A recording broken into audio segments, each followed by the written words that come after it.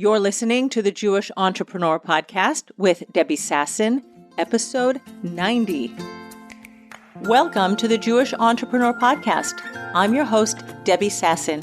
I went from being a financial advisor, author, and chronic under-earner to building my business to six figures as a financial planner and money mindset coach, and then onto multiple six figures as a full-time money and business coach. I help entrepreneurs create money-making businesses and build wealth using sales and money mindset strategies and in alignment with authentic Jewish values. Now, let's dive in to today's show. Hello, my friends, and welcome back to the podcast. I can't believe that I just introduced episode 90.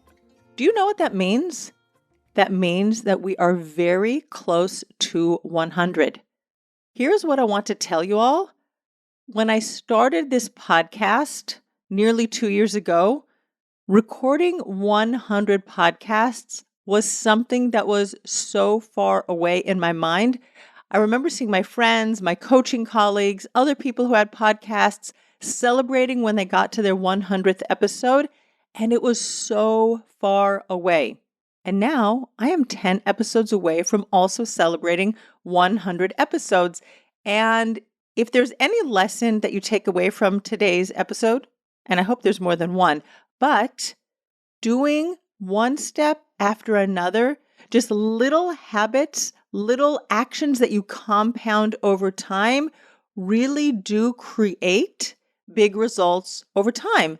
And we think that it's so far away, but our days move, we're doing our work, we're spending time with our families, we're resting. We're going to be talking about rest today. We're doing all the things. And when we look back, sort of when we look down the mountain at how far we've climbed, instead of looking up the mountain at how much further we have to go, it is mind-boggling how much you can accomplish in 2 years' time. So I encourage you, whatever you are thinking of doing right now, if you really want to grow your business, you want to double your income, you want to make more money, you want to serve more clients, you want to get more visible through a podcast, a YouTube channel, if you want to start a blog, whatever you want to do, don't look up the mountain. It is a long way to go. And even today, at 90 episodes in, I bet there is still a long way to go, but just take one step forward. Speaking of a long way to go, if you've been listening for the last 3 weeks, 4 weeks, the last month, you know that I just celebrated a very big birthday. I turned 60 last week. Happy birthday to me, Mazel Tov to me. It is a huge accomplishment. In the Jewish world, we say Ad 120 Shana, until 120 years, which is the outside limit of the range that a human being can live today. Once upon a time in biblical times, there were people who lived to much longer than that. But today, that's sort of the outside limit, which means my life is about halfway over. Eeks! That is, that is a little bit of a shocking wake-up call. Anyway, thank God, I really believe in so many ways that this is just the beginning. And as my gift to you, because in the Jewish world, we bless others on our birthdays. We don't have big parties where everybody comes and gives us lots of presents. I mean, maybe as kids we do, but certainly as adults, we have the tradition of blessing other people. And I have blessed you that you should learn to sell wholeheartedly in service of your people. And I released a free training, The Art of Ethical Selling. And if you haven't downloaded that training yet, I am getting such fabulous feedback. One of the listeners says that I'm her walking partner every morning as she listens to the training and goes on her walk. All I can say is thank you very much, Rena. You know who you are, and I'm thrilled not to be out in the blazing hot sun walking with you when you go walking. Anyway, go to my website, debbiesasson.com/selling, and that free 4-day training is yours. Nearly 200 people thus far have signed up, and the feedback is fabulous. So go and get your copy, as it were, your digital copy of the training. Today I have a message for you about rest. And I was thinking about this after I released the training, and then a few more pieces came together. It's fascinating how whenever you're thinking of something, God sends you the messages from so many different directions, and you just know that this is the right topic, that you must talk about it. I'm talking about productive rest and wasteful rest. And we're going to talk about what the difference is between the two. But I felt it very strongly because after I created the training, I put up the sales page, I made sure that the emails were going to go out. And of course, after everything is released, we always find mistakes. And then I had to fix those, tweak them. And I felt exhausted. My body just felt like it had really run a marathon. And in the winter, I will put the link in the show notes. I released a podcast called The Cheetah, the Scientist, and the Bear. Let me just go back there and tell you a little bit so you're going to understand what I mean when I talk about productive rest versus wasteful rest. What I spoke about in that episode is that we have three modus operandis, three ways of showing up. One is like we're a cheetah. The cheetah goes out. It's the fastest animal running for short distances on the planet. And we sprint, we run and we run and we run, and we really exhaust ourselves doing the thing that we're doing. And then we have to rest. If you want your body to restore where it was prior to chasing after your dinner, as it were, right? Or as I was working very hard and intensively to release that training, my body felt exhausted. There was a release of adrenaline. There was being hyper-focused, making sure that there weren't any typographical errors on the emails, which of course there were, and I found them afterwards. And we just feel, if you know what I mean, if you've ever done anything, whether it's in your business, in your home, you've had a child that's gotten married, and at the end of the wedding, not because you danced all night, but because there was so much of you focused and preparing, and you just feel drained and washed out, and you need to rest. And it's a different kind of rest from going to sleep every night, and you're just feeling like, right? And that's what I call being in the bear mode, where you need to hibernate. And then once you've done your sprinting and you've done your hibernating, then you can be in your scientist mode and you can be analyzing the data. Was it a great wedding? Would you invite those guests again? Did you like the band? What about the photographer? And the same thing about whatever it is that you've been doing in work. You can analyze the results. Have you put out an email and there's a good click-through rate? Are people reading? Are people unsubscribing? Do people like your training? Whatever it is that you're doing in your business or in your life, once you've sprinted to accomplish your goals and then you've rested, that gives you a clear mind to look and assess and then make decisions for going forward.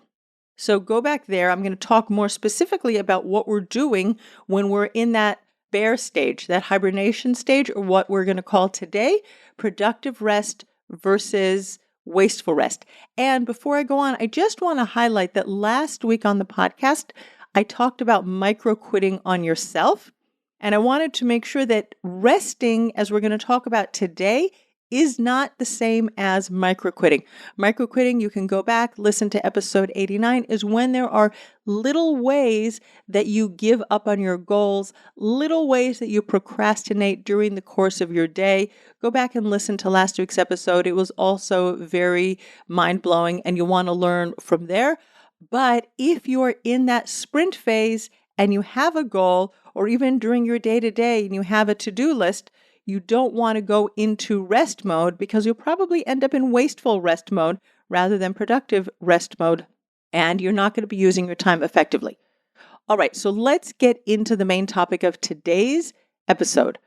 We have to go into a little bit of nervous system science. For this, of course, Google is our friend. I don't know what we did a long time ago. Actually, I did. We went to the library. Who was with me? You remember going to the library, looking everything up, and then we had microfiche, we had card catalogs, and today it's just like typing a few things into our computer. You might be tapping it somewhere, and the world is at your fingertips.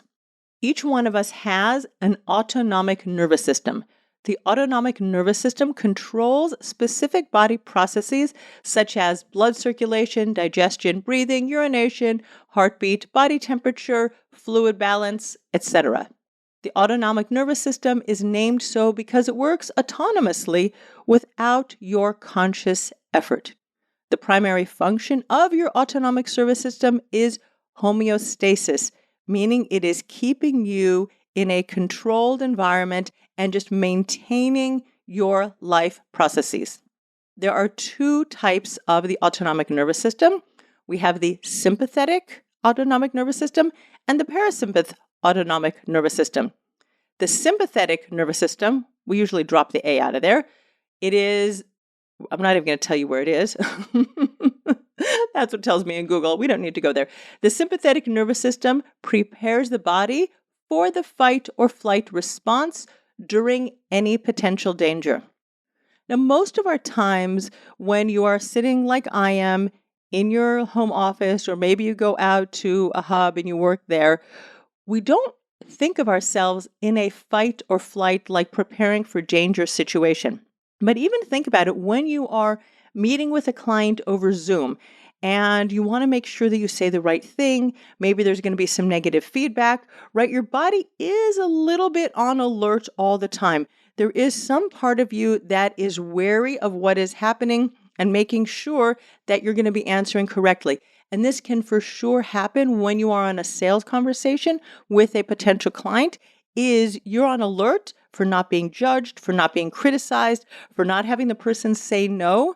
And we talked about this in the training. So another little shout out to the training, debbiesasson.com/selling. Go there, download it. It's really good. We are on alert also to hear things from our potential clients, like what they could be saying and how we're going to respond, so that we can enroll them in service and help them to get to their goals. And of course, help us to get to our goals of growing our business.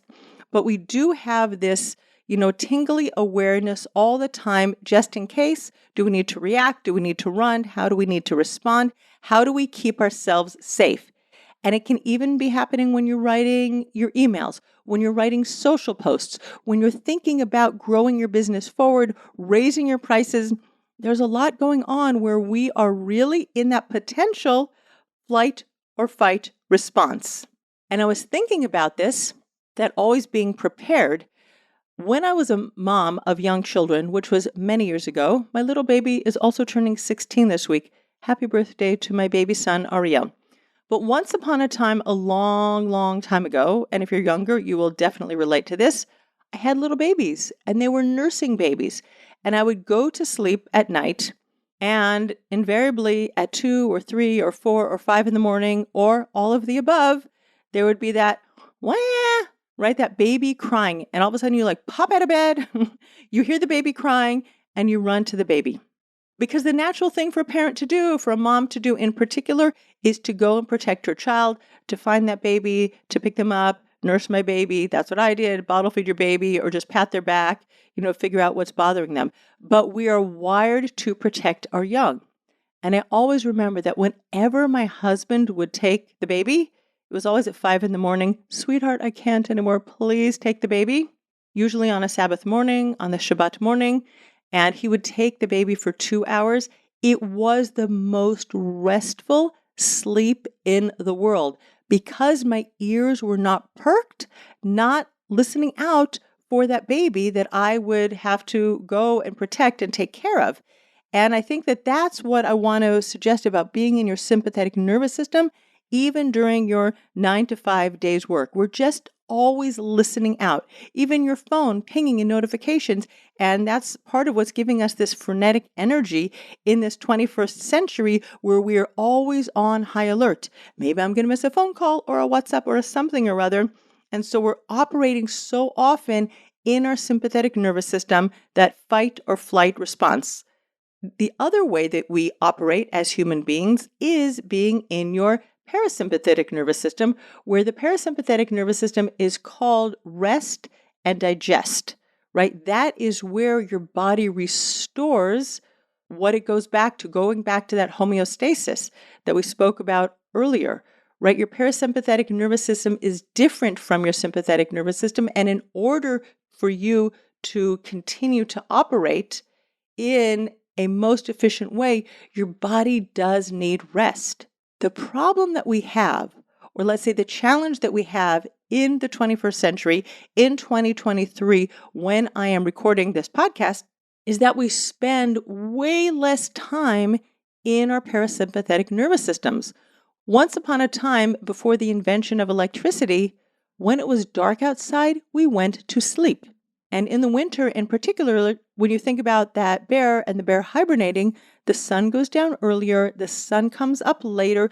There are more nighttime hours for us to rest and to sleep and to restore our bodies to homeostasis. Now, it doesn't matter if it's summer, winter, fall, we have electricity. And then we have these little handheld devices, and we're always on call, whether it's your computer or your phone. And it doesn't even have to be a smartphone, even a flip phone where you have no connection to the internet and the outside world. You can still get phone calls any time of day or night. And again, we're always on alert, listening for something, waiting for something. Something is about to happen, and we want to be prepared for it. So we spend a lot of time in our sympathetic nervous system, and our body isn't healing. Our body isn't restoring. We're not getting proper rest. Now, one of the beauties of my lifestyle that I celebrate the Sabbath, and for 25 hours from sunset on Friday until nightfall on Saturday night, and usually after that, I turn off all of my electronic devices, and you can't even get a hold of me, right? Except for maybe if you walk over to my house or something like that. I am pretty much unattached from the world, and I'm involved 100% with my family, and it's beautiful. It's just a beautiful experience. If you do not celebrate the Sabbath, then I highly recommend that you find a time during your week, during your month, to completely disconnect and turn off from the world so that you can just clear your mind, let your body rest, digest, restore, and bring yourself back to homeostasis. And I think that must be one of the unlimited reasons why God gave us the Sabbath, is so that we can restore our bodies to the natural state of being.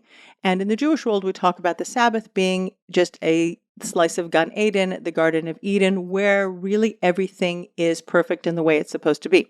And that is one of the beautiful beauties of the Sabbath, is that we go into that state of how life was before we were kicked out of the Garden of Eden, and now we're in the world where it is today. So let's talk about rest and you resting. And I hope that you have a deeper understanding of why rest is so important, so that you can restore and your body can heal itself and you can get back to that normal, quote unquote, way that your body is supposed to be functioning. So now when we look at rest and however you are resting, there is productive rest and there is wasteful rest. And productive rest is when you are actually letting your body and your mind get itself back to homeostasis. What does that mean? That means when you're resting, you are actually resting. It doesn't mean that you're scrolling on your phone or looking at your emails, right? You might think that you're not working with your clients, you're not doing anything that is focused on building your business, and you're just letting your mind wander. And I'm not saying that it's, if you want to rest during the day, that you don't do those things, but actually you have to ask yourself, am I being productive right now? And in fact, this week I was coaching my group, Wired for Wealth, and one of the women who is a real go-getter said she just feels exhausted, and she has been working on building a new business and taking so many productive steps forward in her business for the last year. And I said, yeah, maybe now you really need to rest. And she reminded me, and I love it when my clients reminded me of the wisdom that I once upon a time had so that I can remember it. She said, Debbie, you once told me that rest is an action. Wow, isn't that beautiful? I even said that once upon a time. I was thinking about rest being productive. But we think about actions as sometimes you have to be very active, you have to be out, you have to be playing, you're going to play basketball or football, taking a walk, hiking mountains. But actually resting when you're doing nothing is also action. Your brain is very active, restoring all of your neural pathways, and it's also storing information, putting into the right computer files and folders. in your mind and in your nervous system, your brain is actually very active when you are in your parasympathetic nervous system and you are productively resting. And it's even true now that we look at the calendar, we're at the end of July, it is boiling hot outside, and people go on vacation because they need to rest. Part of it is because they want to change from the regular day-to-day routine, and also because your bodies need rest. And are you resting productively? If you're going with a family, it's a lovely change of scenery. It's a time for bonding and being together. A lot of times, just managing your kids, ask me how I know. Sometimes it's not so productive, and you come back from your holiday and you're like, wow, now I need a vacation. It doesn't mean it's not a useful use of your time. It's not wasteful rest, right? But your body might be more exhausted or differently exhausted after you've had a holiday with a bunch of little kids. Been there, done that. And my husband and I are not going on holiday with our family this summer. Our boys, who are all teenagers or in their early 20s, are doing their things. And we're going to do our own restful holiday when the weather cools down. It's probably going to take a couple of months, and God willing, we're going to get there too. So I hope you have an idea of what it means to rest productively. It means that you're going to lie down on your bed. This can happen during the course of the day. I love to put on a visualization. I think I've mentioned this before. I put myself into a very restful state. I always fall asleep. I have these lovely visualizations. I have no idea where my subconscious mind has been and what it's visualized, but I have certain recordings on my phone that always put me to sleep, and I do feel rested even after 20 or 30 minutes closing my eyes during the course of the day. And I guess this is what Bill Clinton really meant when he talked about power naps. It just gives you that restoration, that oomph to get you through the rest of your day. But on a broader scale, we do need rest on a weekly basis, which is why we have the Sabbath. We need rest on a monthly basis, or even after a quarter or 6 months, working very focused and working in your business.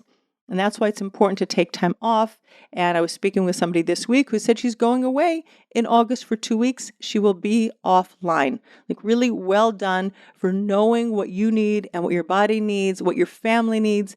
And your clients will just have to wait for you. And your good clients, they will of course wait for you. You can go on holiday, disconnect from the world, detach yourself, put some autoresponders out there. I'm on holiday until such and such a date. I look forward to speaking with you then. So that is how to rest productively, is really disconnect and let your body get back to homeostasis so that you can be more productive going forward. So I think you probably understand what wasteful rest is. When we think of waste, we think of wasting time, wasting money, wasting food, right? There are ways that we waste things in our lives, like tangible things. Maybe not, time is also because it can be measured, but we don't usually think about rest being wasteful. But if you understand that the purpose of your rest is to restore your body, for your body to heal. Imagine someone who is a weightlifter lifting weights, whether you're weightlifting for competition or you're weightlifting to keep your body strong and healthy. We break our muscles down when we're lifting the weights, and then you take a day off and you rest, and your muscles restore themselves and you get stronger. If you don't rest your muscles and you keep working the same muscle sets over and over again, you're not going to be as strong as if you would do, let's say you work one day on your upper body and then the next day you work on your lower body, right? That's the way I do it when I work out with my personal trainer. She has a routine, so we're not working on the same muscle groups for 2 days in a row, because in order to get stronger, my muscle groups need to rest. And it would be wasteful in terms of building certain muscle groups if we worked on the same muscles day after day after day. So when you think about your long-term goals in your business, if you're thinking about what you want to produce in the second half of 2023, or what you want to produce in your business, through the end of 2024, 2025 and beyond, where do you need to schedule in rest so you're not being wasteful about the times that you are taking off? Where do you need to disconnect from your phone, disconnect from your emails, disconnect from your computers? Do you need to go to sleep earlier at night? Do you need to wake up earlier at night? Now, I'm calling myself out a little bit on this. I have not yet figured out how to sleep 8 hours during the week. On the Sabbath, I can do it. It's amazing. My body, my brain, my mind, my ears, they totally turn off. But during the week, my brain is still running hyper in the background. And I don't usually sleep for more than 6 hours or 7 hours. But I know that when you get very good at resting productively during the week, you can actually sleep for 8 hours. And that's what the research is telling us that we need, is to sleep 8 hours a night. So that's a goal for me, is to be more productive about my nightly rest during my week so that I can be more productive going forward. So now we understand what the difference is between productive rest and wasteful rest. And my question for you is, how are you going to take this concept forward in your life and forward in your business? In order to have more time off and let your body restore, let your brain do what it wants to do, which is compartmentalize and file away all the information that you have taken in during the day, right? Where you're going to give yourself boundaries around being on your computer, boundaries around even the things you're doing. We think we need to do more and more and more. I spoke with someone this week who was telling me she has this thirst for knowledge. She just wants more. She wants to be there already, wherever there is, right? She sees that there's so much information. And of course, as we spoke about in the beginning, Google is your friend. You can have your hands on millions of bits of information in a nanosecond. You're never going to get it all. Just imagine once upon a time if you'd gone to the library and read all the books and you read all the things on microfiche. Like, there is just no time in the world. So you have to be very focused, what things are in, what things are out, and make sure that you're putting boundaries around your time during the day, during the week, during the month, during your holidays, so that you are resting productively. All right, my friends, thank you so much for tuning in. By the time this episode drops, it will be August 2023. Do you know what that means? We are in the second half of 2023. And what are your goals for the rest of the year? Go rest, be productive, and then come back and set your goals, because you have work to do, you have people to serve, you have things that you can accomplish when you are well rested and your brain is on fire. So go, my friends, and I look forward to seeing you on the podcast next week. Bye for now. Thanks for listening to the Jewish Entrepreneur Podcast. If you want to stop underselling and under-earning and close more sales, you need to clear the limiting money beliefs that are sabotaging your business growth. Head on over to debbiesasson.com/mindset and download my free Money Mindset Workbook. Uncover and dissolve money blocks like hundreds of other entrepreneurs who are now building 6, multi-6, and 7-figure businesses and creating true financial freedom.